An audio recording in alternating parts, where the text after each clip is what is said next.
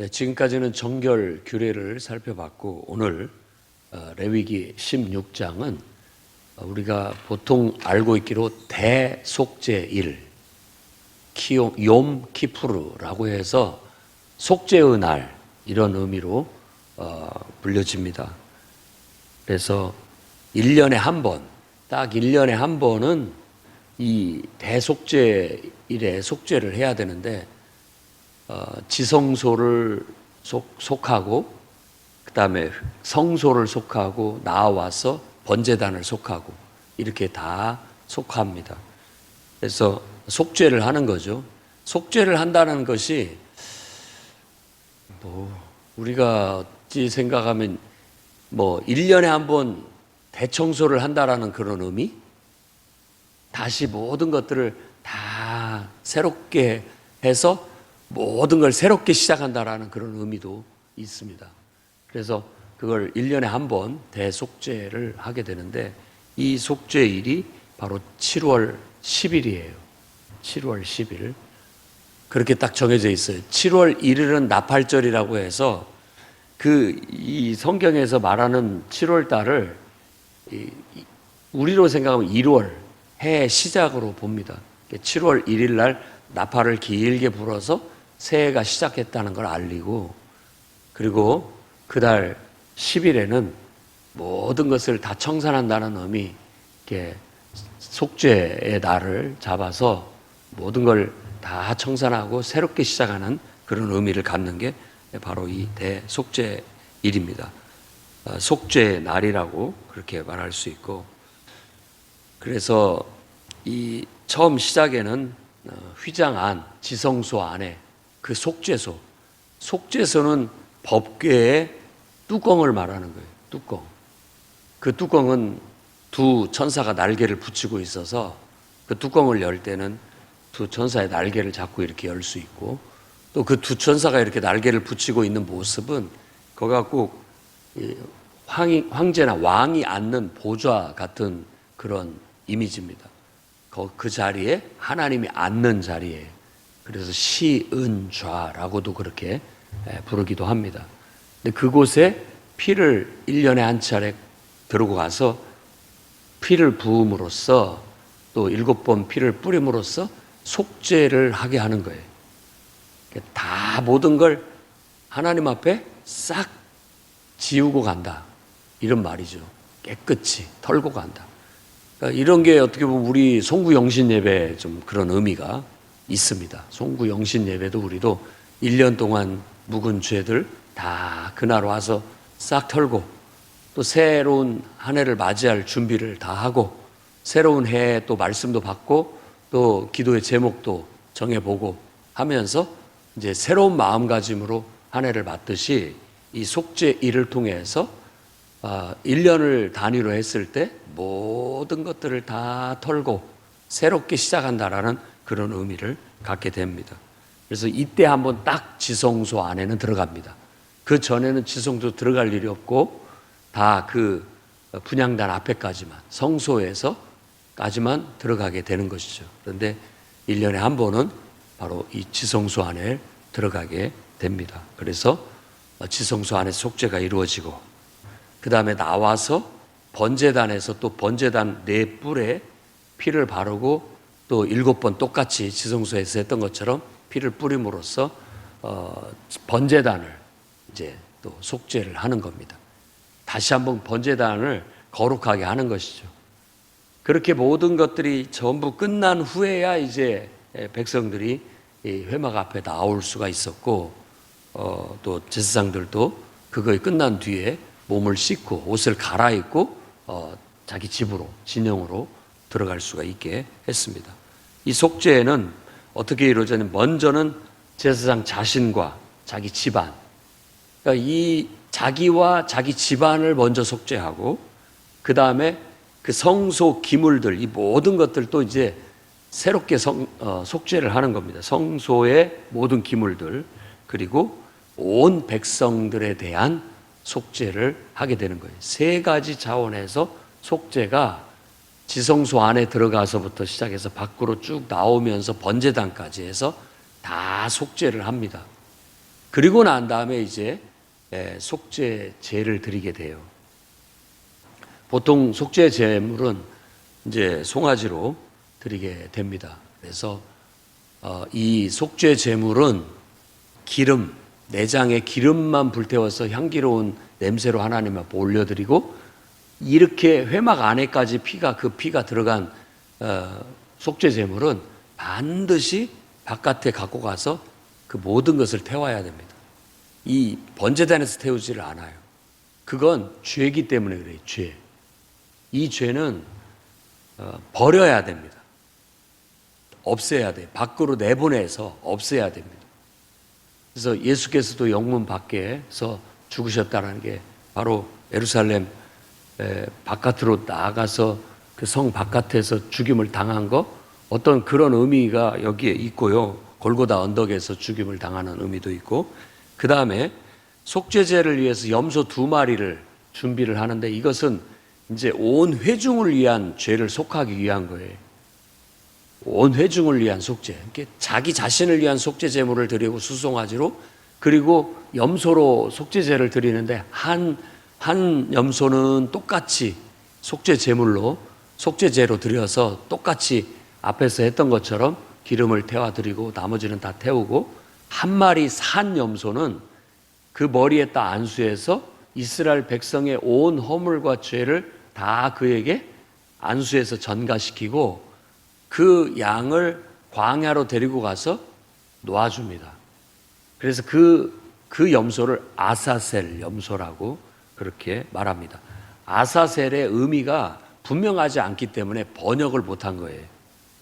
우리가 스월이라는 말도 이게 죽음이라는 말도 되고 무덤이라는 말도 되고 뭐 음부라는 말로 죽음의 세계를 나타내는데, 딱히 그게 번역할 만한 단어가 없기 때문에 그냥 그대로 그냥 스월이라고 번역을 했고, 여기서도 아사셀이라는 단어가 정확한 뜻을 알 수 없기 때문에 번역을 하는 것 자체가 더 혼돈을 일으키기 때문에 그냥 아사셀이라고 합니다.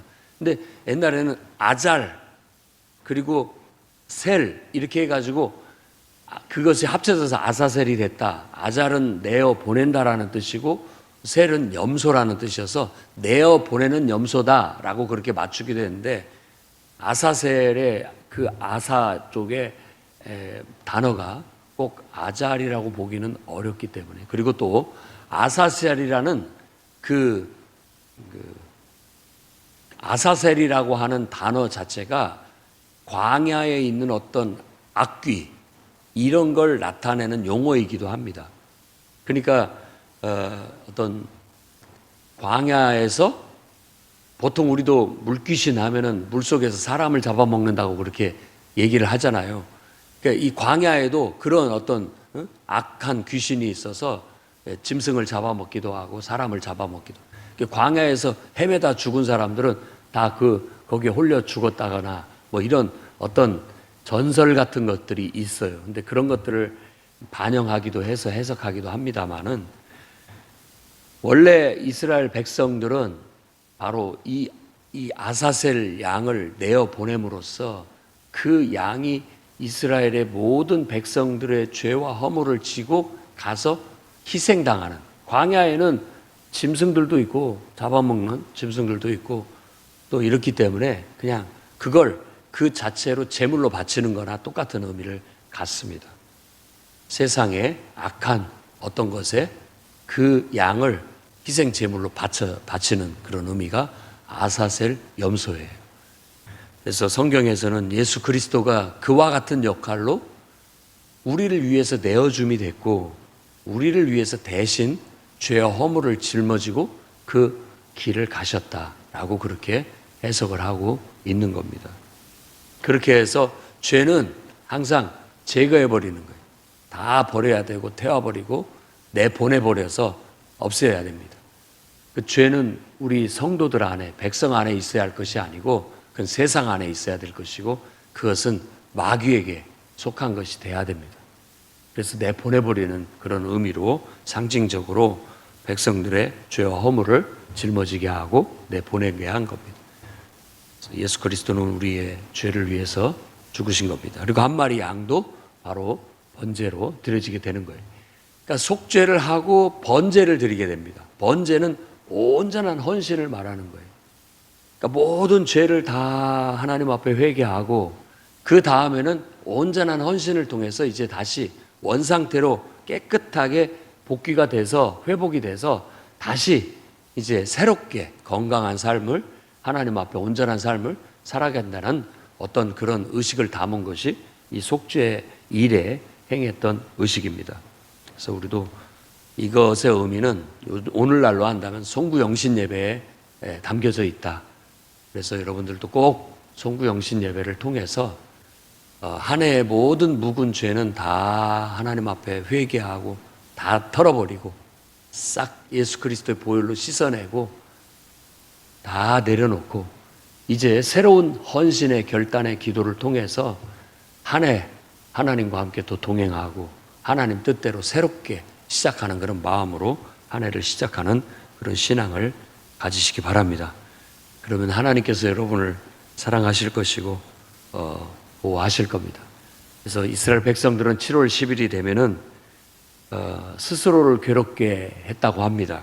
여기 말씀에도 너희가 스스로를 그날 괴롭게 해라 라고 그렇게 얘기했는데 그 스스로를 괴롭게 한다는 말이 뭔 말이냐면 그날은 다른 육신적인 일, 쾌락적인 일 하지 않고 금식을 하거나 또 다 하고 싶은 일들도 절제를 하고 안 하면은 그냥 누워서 자거나 논다는 뜻이 아니라 아무것도 안 하는 그 여유를 가지고 하나님을 생각하고 자신을 돌아보라는 거예요. 그게 안식의 의미입니다. 안식은 아무 일도 안 하고 쉬고 여행 가라 이런 게 안식이 아니고요. 쉼의 개념은 뭐냐면 여유를 가지고 하나님을 바라보고 나를 돌아보는 시간을 가지라. 그런 의미에서 그래서 내가 걸어온 인생 잘 걸어왔는지 내가 이루어왔던 일들 잘 이루어왔는지 그걸 돌아보고 감사할 건 감사하고 반성할 건 반성하라. 그런 마음의 여유를 가지라고 쉬게 했던 겁니다. 그리고 이제 또 내가 걸어가야 할 길을 내다보고 계획도 세우고 어떻게 보면 우리가 주일날 예배도 그런 안식일의 개념을 덧씌워서 한번 생각해 볼 수도 있는 것이죠. 하나님 앞에 한 주간 와서 일주일 동안 내가 살아왔던 삶을 돌아보고 하나님 앞에 감사할 건 감사하고 반성할 건 반성하고 그리고 다음은 또 내가 달려가야 할 인생 계획도 세워보고 하나님께 기도도 해보고 그러면서 새로운 마음가짐으로 또 한 주간을 시작할 수 있죠. 이렇게 매일 아침 한 조각 떼어서 또 드리는 새벽 기도회도 새벽 예배도 똑같습니다. 하나님 앞에 전날의 모든 것들을 다 털어버리고 또 하루를 하나님 앞에 재헌신하면서 새롭게 하나님과 함께 시작하는 그런 어떤 의미를 갖게 되는 것이죠. 그래서 우리의 이런 삶의 풍습은 습관은 아주 거룩한 겁니다. 내가 하나님 앞에 이렇게 나와서 내 삶의 일부를 드리면서 나 자신을 돌아보고 또 하나님께 기도하고 하루를 시작한다는 건 굉장히 거룩한 겁니다. 그래서 이 속죄 일을 안식일 중에 안식일이다라고 이 레위기서는 의미를 부여해요. 이 날이야말로 안식일 중에 안식일이다. 그 말은 안식일 날은 좀 모든 걸 절제하면서 자기를 돌아보고 다 청산할 건 청산하고 회개할 건 회개하고 하나님 앞에 다시 온전한 모습으로 헌신해서 이제부터 다시 첫걸음부터 새롭게 온전하게 시작한다는 그야말로 의미를 갖기 때문에 이 대속죄일은 안식일 중에 안식일이다 라고 그렇게 얘기하면서 그날을 경건하게 회개 기도하고 좀 자기를 돌아보는 시간을 가짐으로써 거룩하게 보내라고 강조하고 있습니다.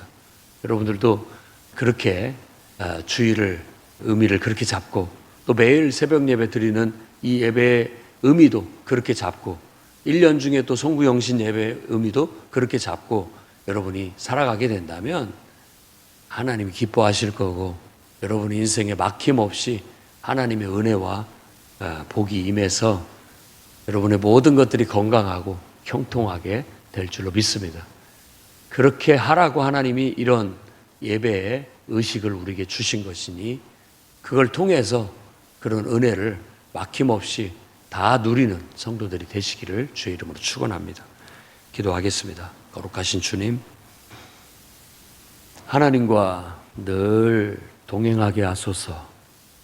새벽 예배를 통해 또 저녁 예배를 통해 주일 예배를 통해 또 매년마다 드리는 절기 예배를 통해 하나님 앞에 늘 나아가게 하시고 하나님과의 온전한 관계를 유지하며 우리 안에 있는 모든 허물과 죄는 다 털어버리고 하나님 안에서 재헌신하고 또 새로운 마음가짐으로 새로운 결단과 헌신의 고백으로 하나님 뜻대로 살아가는 그야말로 복된 인생들, 하나님과 막힘없이 없어서 하나님이 베푸시는 모든 은혜를 다 누릴 수 있고 또 하나님의 형통함을 경험할 수 있는 그런 영적인 삶이 사라지게 해 주시옵소서. 예수님 이름으로 기도드립니다.